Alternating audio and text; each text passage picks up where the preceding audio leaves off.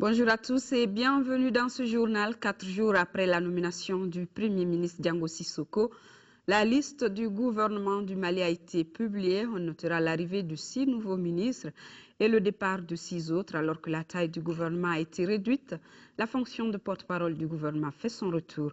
Le décryptage de la nouvelle équipe gouvernementale avec Mahamadou Kone.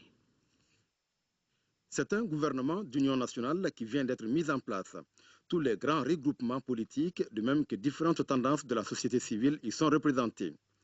Le premier constat qui se dégage est que l'équipe dirigée par Diango Sissoko compte 30 ministres, dont 2 ministres délégués. Ils étaient 32 dans le précédent gouvernement. 6 nouvelles personnalités font leur entrée. Il s'agit de Messaoud Ould Mohamed Labib, désormais ministre de l'Enseignement supérieur et de la Recherche scientifique, alors que Baba Berté prend la tête du département de l'Agriculture. Le ministère de l'Artisanat et du Tourisme revient à Yeya Ag Mohamed Ali, pendant que Mme Diané Mariam Kone s'occupera de l'élevage et de la pêche. Le nouveau titulaire du ministère de la Communication est Manga Damele, qui devient également porte-parole du gouvernement, fonction qui n'existait pas dans l'équipe sortante. Le 6e entrant est un ministre délégué. Son nom, Abdourahman Oumar Touré, chargé de la décentralisation et de l'aménagement du territoire. 8 cadres de l'ancien gouvernement n'ont pas été retenus. Au nombre de ces partants, Mme Traoré Rokia Gikine, précédemment ministre des Maliens de l'extérieur et de l'intégration africaine. Yaranga Koulibaly, qui s'occupait de l'agriculture. Haruna Kanté, qui détenait l'enseignement supérieur et la recherche scientifique. Et Adama Wan, qui quitte l'éducation. Les 4 autres, désormais anciens ministres, ont pour nom Mme Diallo Fadima Touré, qui avait en charge le logement, l'urbanisme et les affaires foncières. Mamadou Koulibaly, précédemment à l'équipement et à l'aménagement du territoire. Alpha Bokar Nafo s'en va également, lui qui dirigeait le département de l'énergie et de l'eau. Et enfin, Boubacar Hamadoun Kébé quitte la culture. 5 ministres changent de portefeuille. Il s'agit de Maître Demba Traoré, qui s'occupera des Maliens de l'extérieur et de l'intégration africaine. En plus, il monte de grade puisqu'il n'est plus ministre délégué. David Sagara prend la tête du ministère du Logement, des Affaires foncières et de l'Urbanisme. Makantungara quitte l'élevage pour l'énergie et l'eau, alors que Ousmane Agrissa, autrefois à l'artisanat et au tourisme, vient à l'environnement et à l'assainissement. Quant à Bruno Maïga, il laisse la communication au profit de la culture. Bokar Moussa Diarra cumule désormais l'éducation, l'alphabétisation et les langues nationales. De son côté, le colonel Abdoulaye Koumaré garde les transports en y ajoutant l'équipement. Un autre constat, c'est que 17 ministres restent au même poste qu'ils détenaient dans l'ancien gouvernement. A signaler notamment Tchenan Koulibaly à l'économie et aux finances, général Yamoussa Kamara à la défense et aux anciens combattants, Tcheman Hubert Koulibaly, chef de la diplomatie, colonel Moussa Senko Koulibaly à l'administration territoriale. A noter pour terminer que l'attelage de Diango Sissoko comprend 3 femmes. Elles étaient 4 il y a quelques jours. Des parlementaires engagés à aider les populations démunies à accéder aux services d'eau potable et aux installations sanitaires adéquates. Ce sont les élus regroupés au sein du réseau des parlementaires pour l'eau potable, l'hygiène et l'assainissement. Ils sont en formation de renforcement des capacités, un plaidoyer, analyse et suivi budgétaire. Une initiative de WaterAid. Le compte-rendu de Moïse Traoré. La question du droit fondamental que constitue l'accès à l'eau potable se pose avec acuité. WaterAid estime que la satisfaction des besoins en eau potable, hygiène et assainissement nécessite beaucoup plus que la simple mise en œuvre de projets d'approvisionnement. C'est pourquoi l'influence des décideurs et des partenaires techniques et financiers s'avère une nécessité pour un meilleur accès des communautés les plus pauvres aux services d'eau potable, d'hygiène et d'assainissement. Suite à la révision du budget d'État 2012, les secteurs sociaux de base voient leur part réduite de plus de 90%.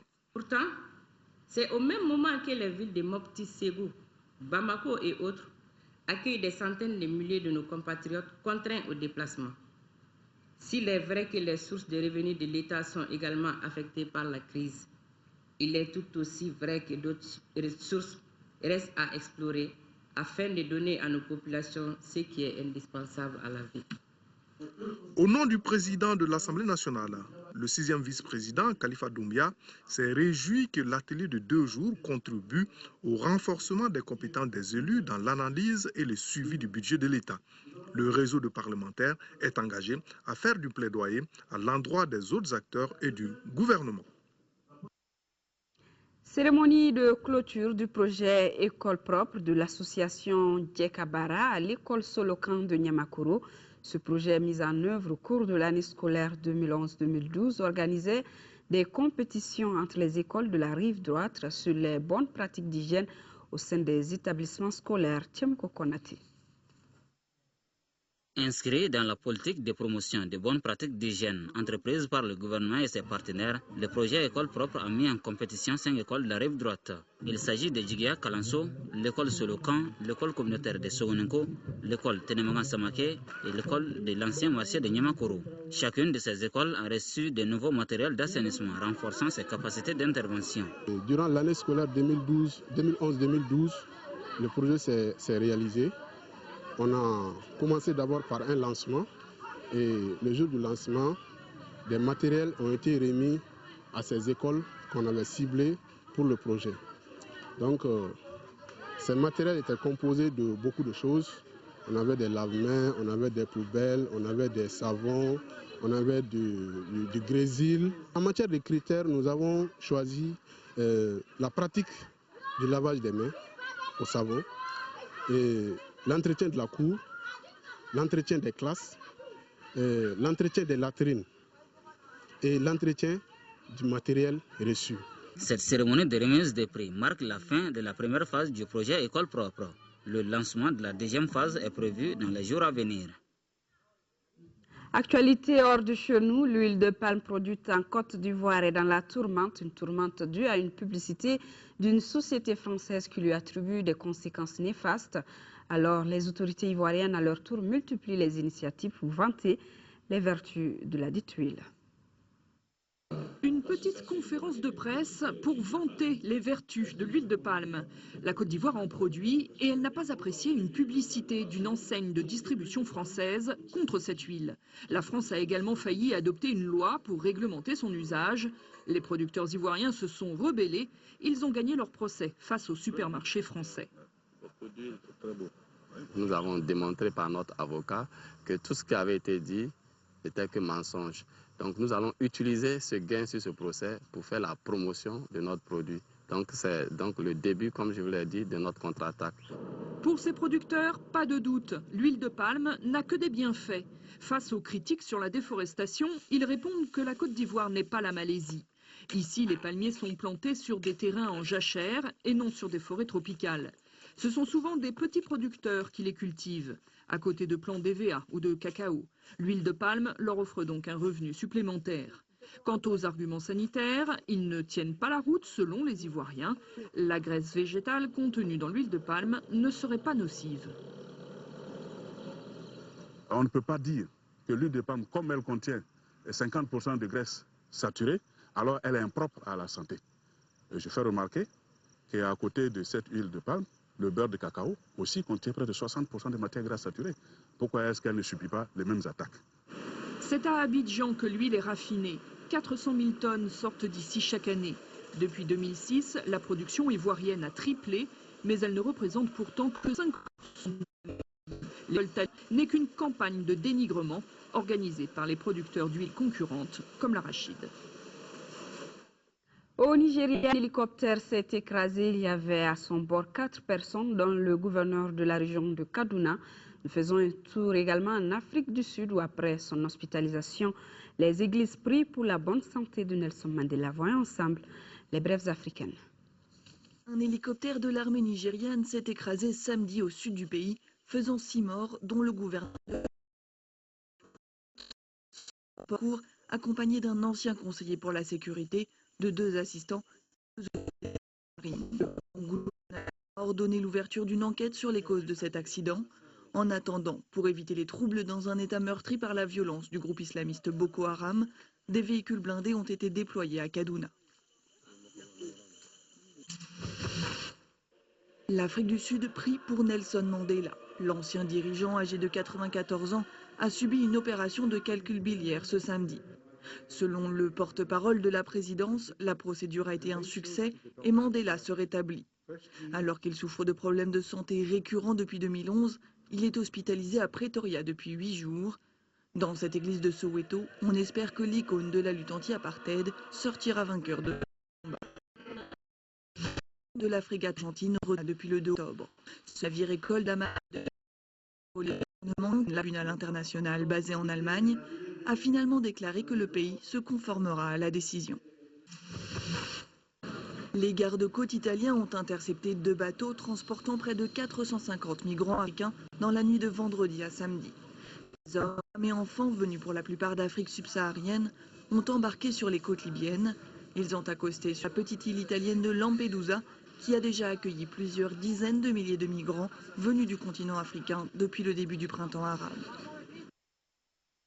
Et sport, football, vous le savez déjà, l'USFAS qui a remporté la Coupe d'Afrique militaire de football, dotée du trophée Blaise Compaoré, en finale jouée hier à Abidjan. Les militaires maliens ont battu ceux du Cameroun 1-0. Khalifa Nama Traoré pour le compte rendu. Les Maliens, le poteau. Un but de Adama Traoré, 55e minute, et le Mali devient du coup champion d'Afrique militaire de football. L'Union sportive des forces armées et de sécurité est parvenue à hisser haut le drapeau malien à la 8e édition de la Coupe d'Afrique des Nations militaires de football en Côte d'Ivoire. Ayant débuté discrètement cette compétition avec une victoire 2-1 contre le Nigeria et une lourde défaite devant la Côte d'Ivoire, les militaires maliens sur la voie de la consécration écartent tour à tour la Zambie 1-0, le Kenya 3-1. L'acte final contre le champion sortant est âprement disputé. Les Camerounais favoris donnent des sueurs froides à Komandian Keïta et ses partenaires, déterminés à offrir un trophée au Mali dans cette compétition. Après l'échec en finale en 2004 à Bamako, les joueurs de l'USFAS arrivent à contenir les assauts camerounais. À la 55e minute, Adama Traoré réussit l'unique but de la partie, malgré l'intervention d'un défenseur adverse. Adama Traoré qui devient du coup le meilleur joueur du tournoi. Le Mali, pour sa première place, obtient en plus du trophée une enveloppe de 10 millions de francs CFA. Le Cameroun empoche 5 millions, la Côte d'Ivoire et le Kenya 2,5 millions chacun.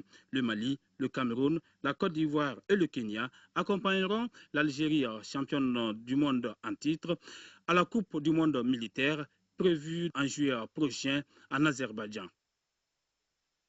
Et au niveau national en basketball, les finales de la Supercoupe de basket ont été jouées samedi au pavillon des sports du stade Modibo Keïta. Dame Djoliba s'est inclinée devant le stade malien de Bamako 52-54 et chez les hommes encore le stade malien de Bamako qui a pris le meilleur sur l'AS Police par le score de 57-47 à Sassoumari.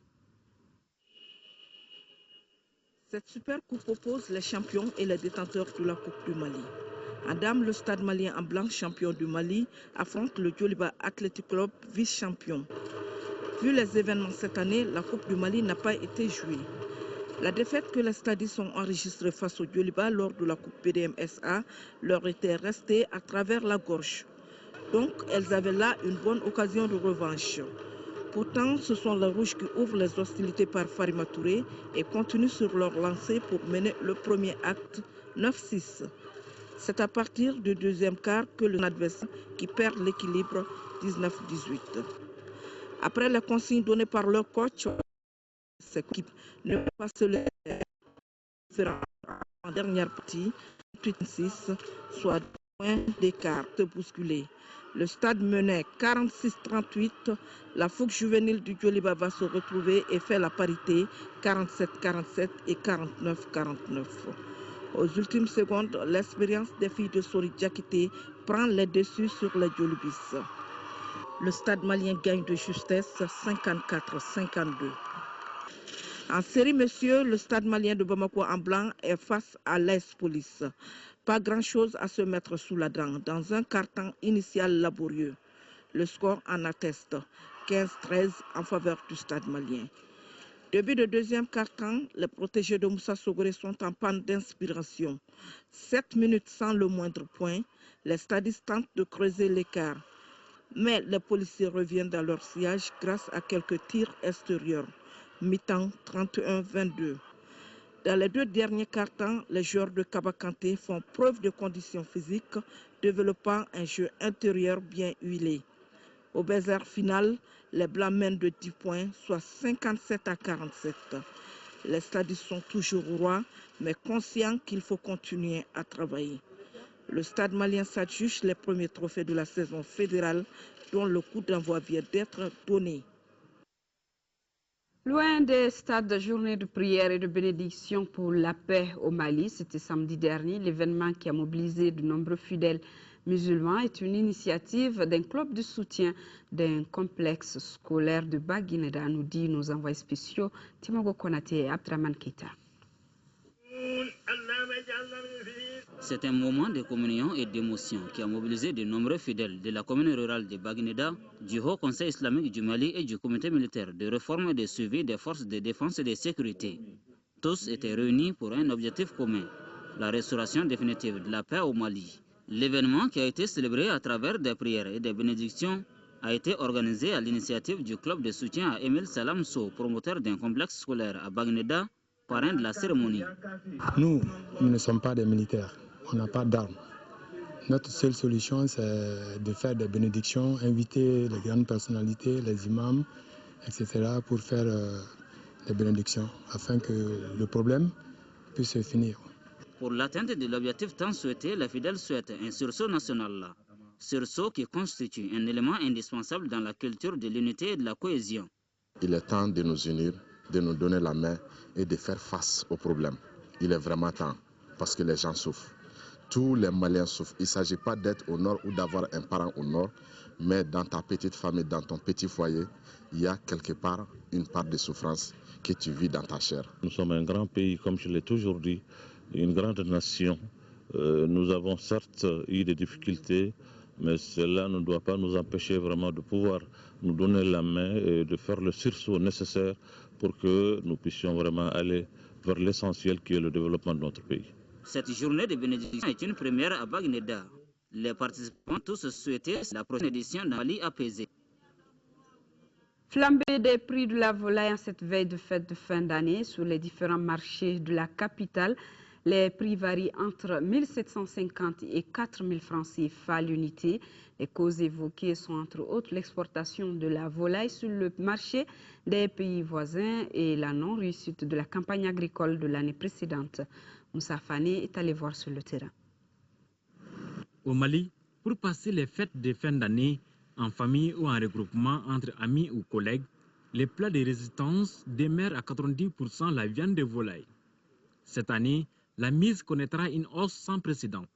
Déjà à plus d'une dizaine de jours du passage au nouvel an, les marchés de volaille n'attirent pas beaucoup les clients. Pour une seule raison, les prix trop élevés de la volaille. Une situation qui peut bien s'expliquer selon les revendeurs. Ceux qui nous amènent la volaille des villages nous vendent très cher. Sinon, notre souhait, c'est de vendre à bas prix.